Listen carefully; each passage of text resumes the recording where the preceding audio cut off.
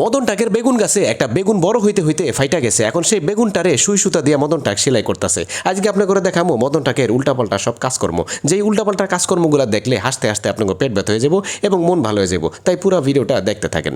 মদন টাক মাঝে মধ্যে অনেক জরুরি কাজে সকালবেলা নাস্তা না করে ঘর থেকে বাইর হয়। তখন গলার লগে এরকম করে পাউরুটি ঝুলায় নেয়, তখন গাড়ি চালায় আর পাউরুটি খায়। এরপরে এখানে দেখতে পাইতেছেন যখন বাজারে যায় তখন স্কুটারটা খাম্বার লগে এরকম করে তারপর তালা মারা যায়। আর এমনভাবে তালা মারে নিজেও খুলতে পারবে, চাইলে চোরও খুলতে পারবে। মদন টাকের বুদ্ধি বলা কথা। এরপরে এখানে দেখেন বন্ধুরে নিয়ে কত সহজ কাজ কঠিনভাবে করতেছে।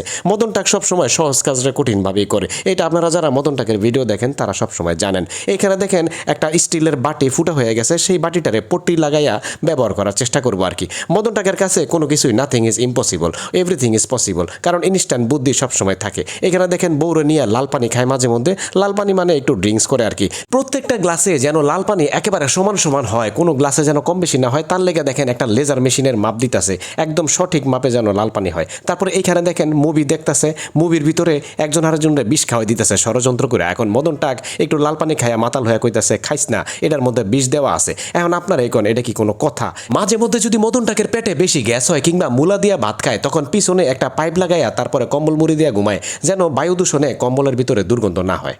আর মাঝে মধ্যে মদন টাক বিছানায় গাছ লাগায়, কারণ সে আবার অনেক বেশি প্রকৃতিপ্রেমী এবং গাছ লাগাইতে অনেক বেশি পছন্দ করে। মাঝে মধ্যে রাস্তায় একটা পাইপ দেখলে সেই পাইপের তলে দিয়া তারপরে যায়, কারণ উপর দিয়ে গেলে যদি পাইপটা ক্ষতিগ্রস্ত হয়। এর লেগে দেখেন নিজে এবং কোদাল দুইটারই কিন্তু পাইপের তলে দিয়ে নিয়ে আসছে।